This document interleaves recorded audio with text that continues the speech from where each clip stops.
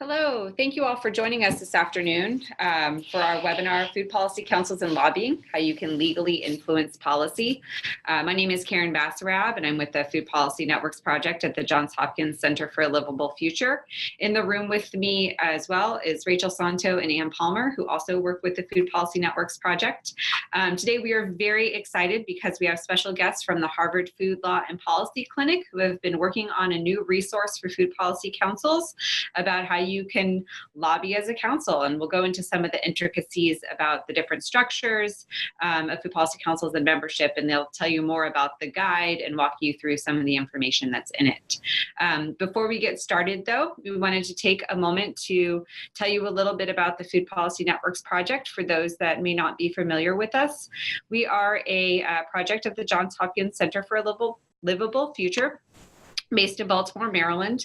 We serve basically as a national resource hub for groups that are multi-stakeholder coalitions working at state, local, tribal, or regional levels to try and influence policy and changing their food system.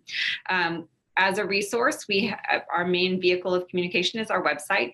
We have a directory of all the food policy councils in the US and Canada.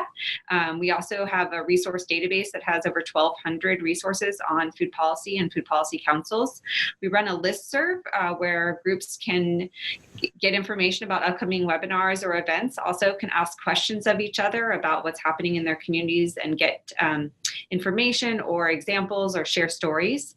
And then we host monthly webinars, provide technical assistance and training, and also do presentations at conferences or summits or gatherings.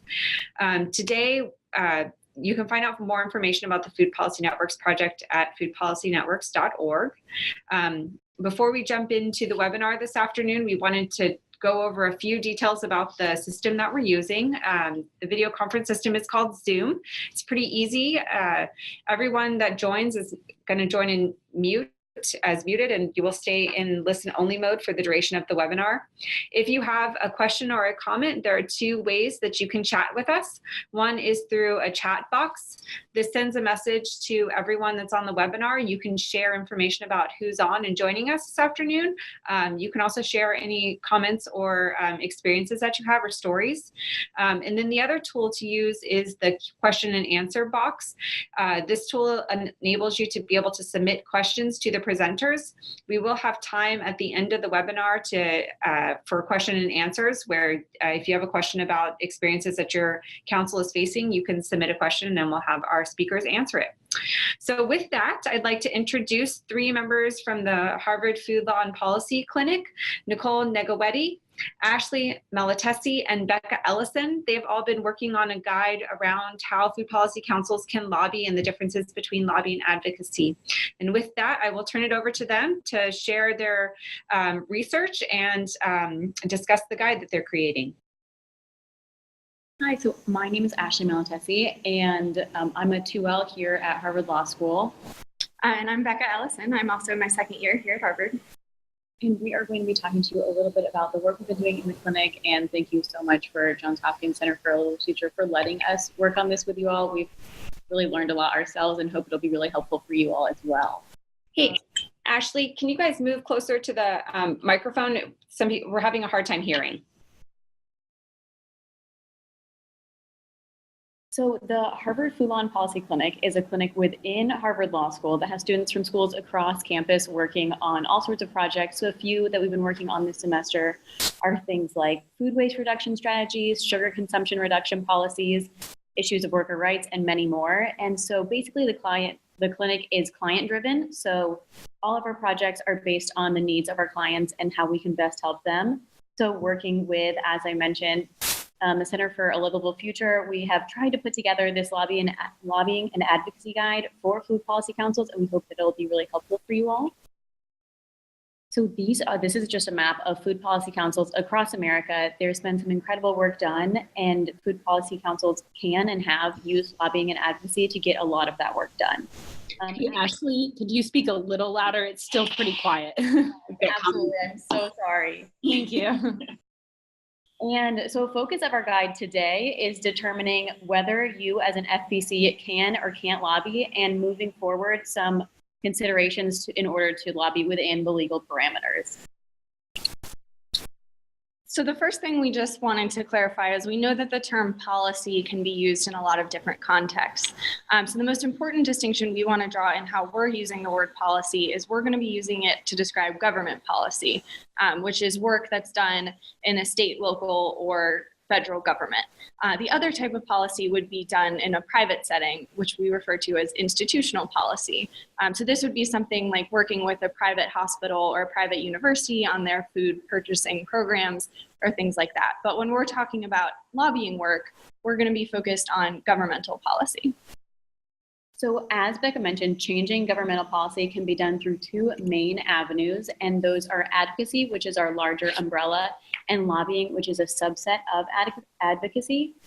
So with advocacy, there's generally far fewer legal restrictions. So most every FPC can engage in some sort of advocacy, which is really exciting. And it can be an effective tool to raise awareness about issues that your FPC is facing in the community, garner more community support, and mobilize community members as well. So although there are so many benefits to be gained from advocacy, the majority of our discussion here will focus on lobbying because that's where a lot more of the legal restrictions come into play. And so, as I mentioned, lobbying is a subset of advocacy that refers to activities aimed at influencing government officials. And so our lobbying definition here is to, one, you have to take a position, and second, on a specific piece of legislation. And so that legislation includes everything from actions by Congress to state legislature, any local council or similar governing body with respects to acts, bills, resolutions, or similar items. And just as a reminder to go back to our civics class in high school, legislation is everything that comes from the legislative branch, so your focus won't be on the executive or judicial. So if your FPC decides to work in lobbying, you'll be focused on things like the state house or senate or your city council, to name a few. So now that we have an overall large definition of what counts as lobbying work, we wanted to start to explain a couple of different types of lobbying so that you know what you're looking for. One main type of lobbying is called direct lobbying. This is when you meet directly with a government official, typically a legislator, and encourage them to vote a particular way on a particular piece of policy. The other type of lobbying would be grassroots lobbying. This could be reaching out to members of your food policy council and telling them to take action on a particular piece of legislation. So that's the grassroots model. Another thing to think about when you're lobbying is the type of legislature that you're lobbying. So that could be local, state, or federal. At the local level, you might be working on a city soda tax. At the state level, it could be something around trying to change the law of cottage food industry in your state.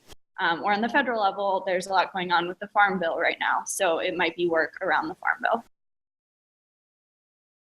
We also wanted to mention lobbying and elections work. While most of lobbying concerns a particular piece of legislation, so a bill or a law, there's also some rules around election work. And this particularly applies to FPCs that are structured as nonprofits, particularly as 501c3s.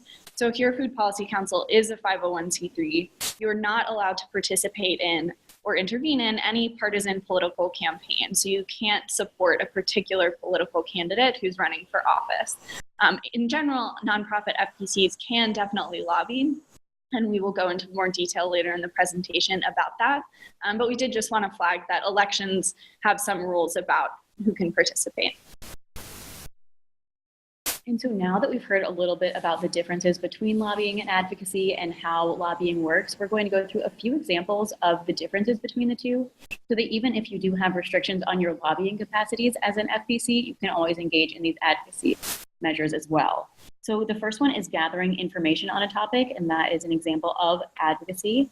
So just to give an example of what that might be, your food policy council might be asking questions of community members or even asking questions of legislators about the Farm Bill or another topic. And then our second advocacy example is educating the public about potential effects of a specific policy, but not encouraging people to take a specific position. And that's where this differs from lobbying. If you were to take a specific position, then you would move more into the lobbying category. So this could be something like hosting a community meeting to discuss how a transportation overhaul might affect access to grocery stores in your city. And then another example of advocacy is meeting with a legislator to educate him or her generally about an issue. And so this stays away from the lobbying category because it's not advocating a certain side, but just a general educational aspect. An example of this might be speaking with your congressperson about how the farmers market incentive program has impacted your community. And then another advocacy example is providing nonpartisan analysis, study, or research on a specific legislation that is widely distributed. So you could do this by conducting a cost-benefit analysis of what it would mean to implement a citywide food waste collection program. And then another example of advocacy is urging the public to vote or become more civically engaged. So you could organize a public forum for local politicians, inviting them to share their views on various food issues. Or to advocate, you could broadly ask for more political attention on a social issue. So your group could host a film screening about farm workers' struggles to raise awareness about labor in the food system. And then a final example of advocacy is providing advice to a government agency or commission that has submitted a written request for technical assistance or advice. So your group would be able to work with the Planning Commission to suggest effective zoning laws for urban agriculture. And then to move into the examples that have a little bit more restrictions around them, our lobbying examples are: the first is to provide specific advice to a legislator on how to vote on a piece of legislation. So as opposed to just educating them about the Farm Bill, this would be calling or writing to your member of Congress, asking them to vote against the current version of the Farm Bill. And another example of lobbying would be conducting and disseminating research that only presents one side of a legislative issue. And so that, again, differs from advocacy because the advocacy would present both sides. So you could do this by releasing a report that explains why a particular urban agriculture zoning bill should pass. And then a third example of lobbying is calling on the general public to urge legislators to take a particular stance on pending legislation. So you might send an email to your email listserv asking your members to contact their legislators about retaining funding for a local master gardener program. And a final example of lobbying is calling on voters to vote yes or no on a ballot initiative. And again, this is because you're taking a specific stance on a specific piece of legislation. And so, yeah, ballot initiatives do count in this process of lobbying. And an example of this might be encouraging local residents to vote for a tax on sugar-sweetened beverages. So now that we've given sort of a breakdown of overall what counts as lobbying and what counts as advocacy, we wanted to highlight a few things that are particularly relevant to food policy councils when they're thinking about, first, whether or not they want to participate in lobbying, and second, if they do want to participate in lobbying, what are some things that they will need to think about when trying to make sure to do this legally.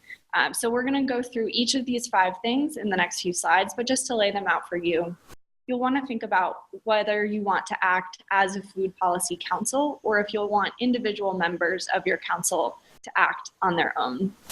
You'll also want to think about the membership of your food policy council. In particular, we're thinking about whether or not you have members who are also government employees, or if all of your members work outside of the government. Third, you'll want to think about where your funding comes from. Again, this has a lot to do with whether your funding comes from the government or whether your funding is from private sources. The fourth is the level of government that you're lobbying. So we've talked about this a little bit, but you can lobby at each level of government, and there will be different rules and restrictions based on where you are aiming your efforts. And fifth is the structure of your food policy council. We know that there are many different ways you can organize a food policy council, and each one of those structures will face particular concerns. And so as Becca mentioned, the first consideration is whether you're acting as an individual or as a council. Typically, individuals have far less restrictions. So if you are a council that is more limited based on your structure or funding, it may be a good avenue just for individuals of your council to lobby on their own in a personal capacity rather than as a representative of your food policy council. And if you do choose to lobby as a council, you may face more restrictions. So just something to be aware. It still is absolutely doable, but just something always good to check. The The second consideration is the membership of your Food Policy Council. So in particular, if there are government employees who are also on your council, they may face additional restrictions on what they are able to do when you are lobbying as opposed to more general advocacy work.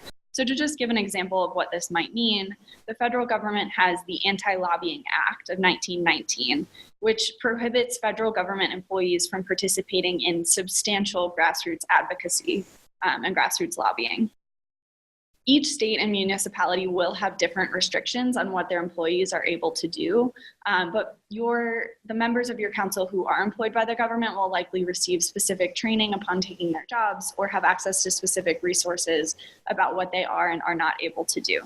On the other hand, non-government employees are typically able to lobby without specific restrictions. And a third consideration to take into account is funding. FPCs receive funding from a multitude of different sources, from permanent government funding, governmental or private grants, or private donations. And so the funding that has the most restrictions is typically government. If you do receive a government grant or any type of government funding, that cannot pay for your lobbying efforts. However, if you receive outside funding in addition to your governmental funding, that outside funding can be used. And then as far as private donations, typically those can be used as lobbying as well. But it's always good to check with your donor if there are any conditions on the funding. But in the absence of any restrictions, you are good to go. The fourth consideration, again, is the level of government that you would be lobbying. So you can lobby at the federal level. If you're doing that, you should probably become familiar with the Lobbying Disclosure Act. States each have their own restrictions around what counts as lobbying and what does not.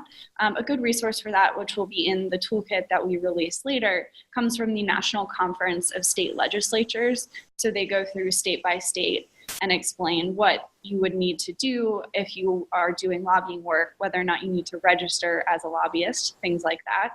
And at the local level, similarly, there are a diversity of regulations that you could check by making connections in your local community and reaching out to people to find out what those relevant laws are. And then a fifth consideration to take into account is the structure of your Food Policy Council. So we're going to go over the four main structures, which include nonprofit or nonprofit embedded food policy councils, governmental or governmental embedded, as well as grassroots and university food policy councils. So we know a lot of food policy councils are structured as nonprofits, either on their own or as nonprofits embedded in a larger nonprofit structure. The most important thing we can say on this slide is that nonprofits are in fact able to lobby. That could be a misconception that's out there, but nonprofits are able to lobby. They just have to follow particular rules and restrictions. So particularly if you're structured as a 501c3, you face limitations on the amount of money or time that you're able to spend on your lobbying work. So there are two tests that the IRS typically uses to understand whether or not you're within the way the rule is structured. The first would be the insubstantial part test. So under this test, you would have to track the proportion of staff and volunteer time that is spent on lobbying, and it would have to remain an insubstantial part of your work, which is typically defined as less than 5% of all of your time. The second test, which is perhaps more practical to follow, is the expenditure test. This test tracks the money that you're spending on lobbying in proportion to the money that is spent overall on your tax-exempt purpose. Another type of nonprofit is not just a 501c3, but rather a 501c4, which are classified as social welfare organizations. These nonprofits have even more ability to lobby than 501c3s, but they should still track their expenditures. And moving on to the next structure is governmental FPCs. So these are FPCs that are enacted by legislation, funded by government, or comprised of at least some government members. Typically, this structure is not designed to lobby, but they serve more of an advisory role. And because they are funded by the government, they typically cannot use their funding for lobbying purposes. But all of these restrictions don't mean that they can't engage in some sort of advocacy outside of that. So for example, the DC Food Policy Council, which was enacted through legislation and has a very limited capacity to lobby, has some of its members lobby as individuals as opposed to representatives of the Food Policy Council. In addition, they create community action guides about legislation that's moving through the DC legislature in order to educate the community at large on issues that are going to affect them personally.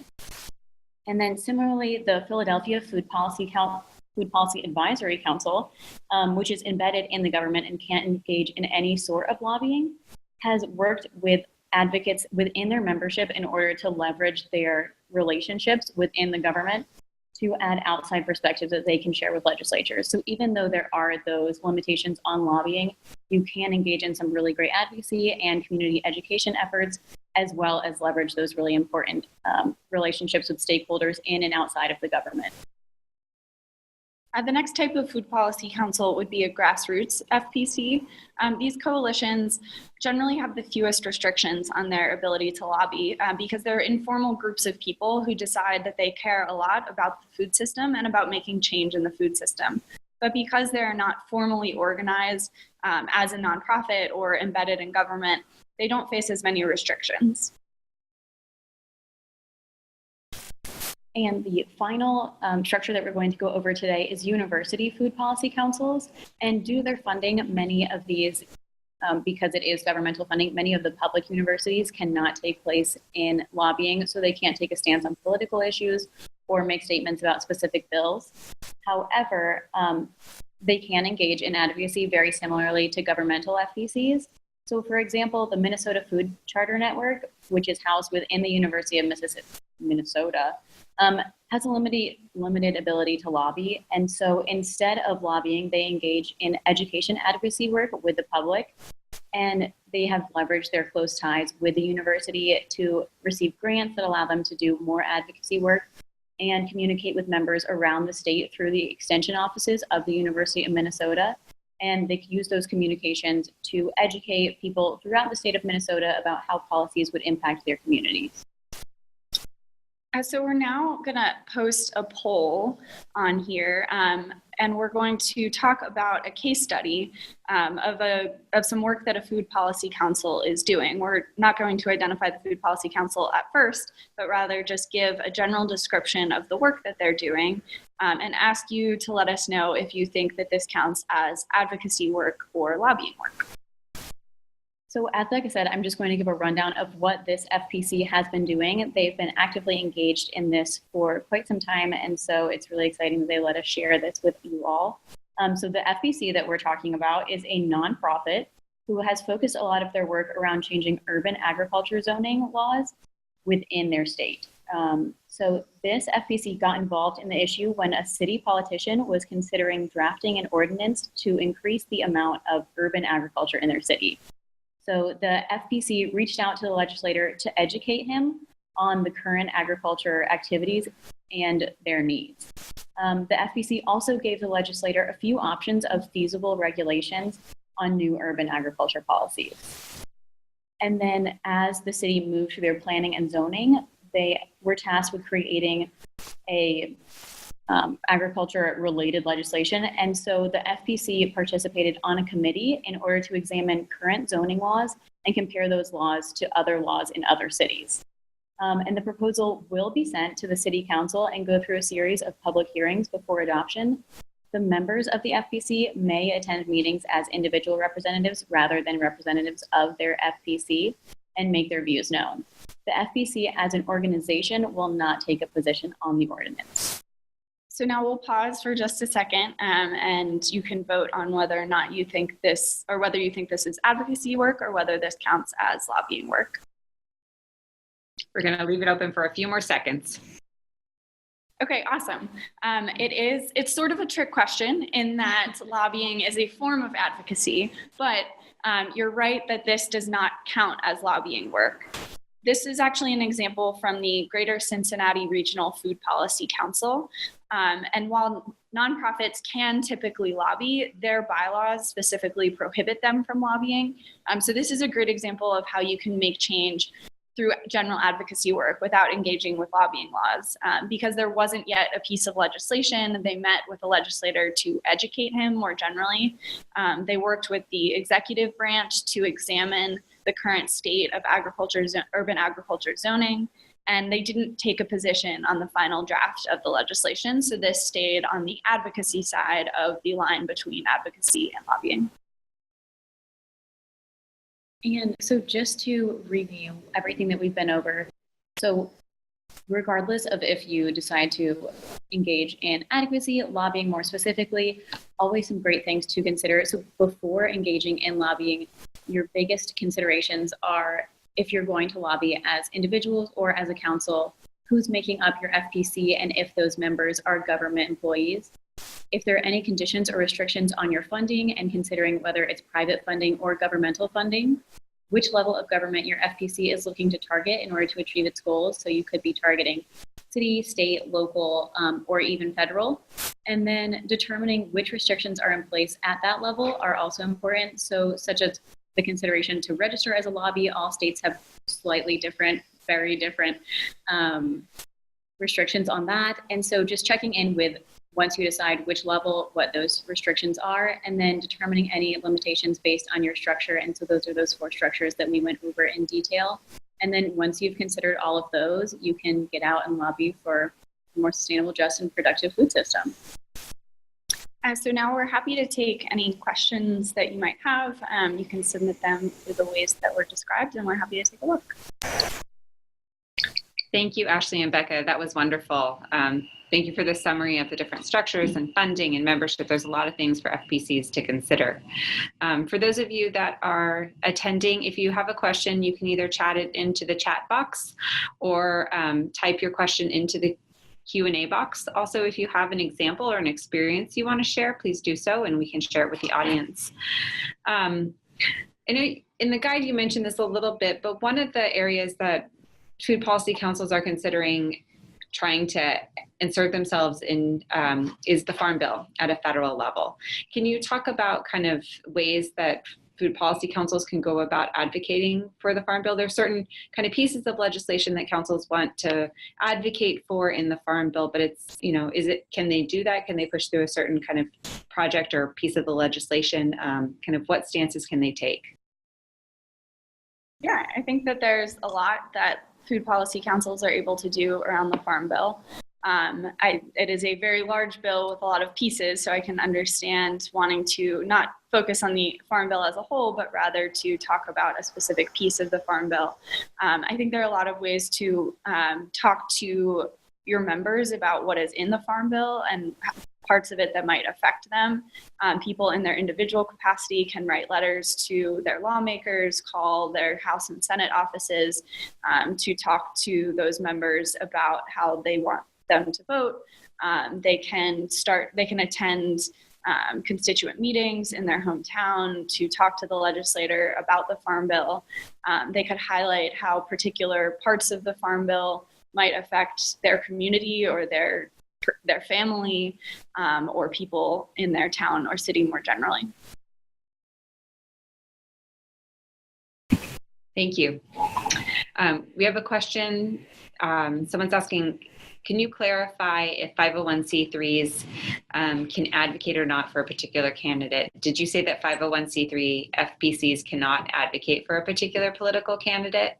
That's correct. They cannot do it. And that just has to do with the IRS restrictions around when you register as a 501c3. You cannot support a particular candidate running for election. Another question is there any room for government employees to get involved in advocating for policy-related changes? We encounter this issue often where government employees who are members of Food Policy Council are not sure where they can plug in.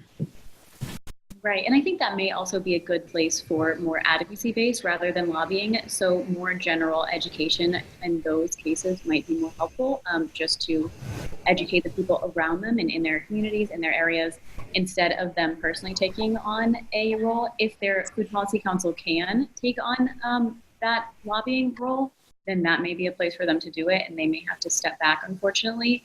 But because of the individual needs of the different government employees, they may be the ones who have a better idea just based on the array of restrictions than we do generally.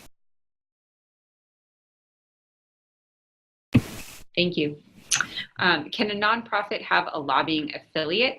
Can members belong to both?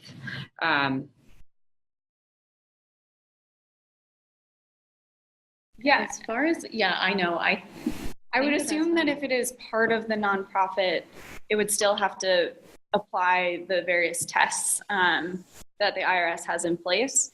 So like they can work with an outside lobbyist, but it would still have to remain an insubstantial part of their time or below the amount of money spent in the expenditure test. So we can, I think it just would need to still follow the exact same rules. Thank you. And we have a question from an outside of the U.S. perspective that says that from outside the U.S., it appears that our government is driven by lobbyists, mostly corporate lobbyists. So the question is, why are community-led organizations hobbled by these apparent web of laws? Right. So I think one of the big ones is that grassroots organizations can and do have the capacity to lobby, whereas because the nonprofit are getting their funding or have tax exemptions on their funding, that's where those come into play. So just because there are more restrictions, that doesn't mean they're completely hobbled. I know that it does seem like a little bit of a hurdle for food policy councils to jump sometimes, but very doable. And that's something that we want to stress here is that most food policy councils can, in some capacity, use advocacy or lobbying to further their goals. So even if we have to kind of slide around some restrictions, there are usually ways to get things done. And I would say, just to follow up on that, and there are places that the term lobbyist has become a sort of dirty word to mean, someone being paid by a big corporation and not speaking up for communities in this country. But I think, exactly what Ashley said, that we're trying to highlight ways that these community organizations can still have an impact. And they can do it through lobbying. They could also do it through more general advocacy work. And so it's not that lobbying has to be this big bad word, but rather is just people working hard to make change and seeing government as a good way to make that change. It's a great way to put that. Thank you.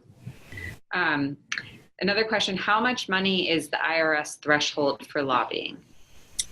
So there are very specific guidelines on if you spend X amount of money on your tax exempt purpose as a 501c3, you can only spend, a proportion of that in your lobbying work. Unfortunately, there's not just one number that I can give out right now, but in the toolkit that we will release, it links to the IRS guide on, if you spend between this and this amount of money on your tax exempt purpose, this is exactly how much money is the limit on how much you can spend on your lobbying work. So I would just ask people to look directly at that guide because there's no one answer to that question.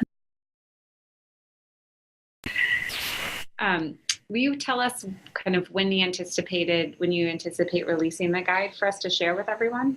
Right. We're hoping by the end of the year, we should have everything done and we can start sending that out for food policy councils to start looking over. Great. Thank you. So we want to give folks just a few more minutes. If you have additional questions, to please chat them in. Otherwise, we might release everyone early and wait for the guide to come out because it's full of a lot of wonderful information. Ashley and Becca, I know you've put in a lot of time in creating this guide, and we really appreciate all of the effort and energy that's gone into it. Just so everyone knows, this is a project that's been on the Food Policy Network's project's radar for several years now, and we're very, very excited that there is a tool that's finally coming out for people to be able to use. So just wanted to thank you profusely for the time and energy you've put into creating it. We're just happy to be involved. Right. So we have another question. This person was told that a 501c3 FPC couldn't spend more than 20% of their time on advocacy. And you had mentioned something like 5% limit on lobbying. Is there a limit for both? Not that I'm aware of. Yeah. We can check. But as far as I know, advocacy is not limited by IRS restrictions. So would that 20% apply to the lobbying then? So we gave the 5% as the guide. There might be other percentages floating out there because there is not a specifically defined amount of time that counts as the quote substantial amount of time. We saw 5% both as a way to be conservative, but also as the most popular answer to what counts as an insubstantial part of my time. So that's why we used 5% as our guide. But like I said, the IRS does not release a specific percentage about the amount of time that you can spend. So that 20% may have been someone estimating on what counts as substantial. Interesting. Thank you. All right. Well, if there are no further questions, we just wanted to say thank you again for taking the time to be with us this afternoon to present the information that you've found on advocacy and lobbying related to food policy councils. This webinar has been recorded, and so we will share the webinar out with anyone that registered. And then we will also be sharing the guide once it's finished with the Food Policy Network's listserv and putting it into our database so that it be archived for people to reach in the future. So Ashley and Becca and Nicole, thank you so much for your time and for being with us. We really appreciate it. Thank you so much. Thank you.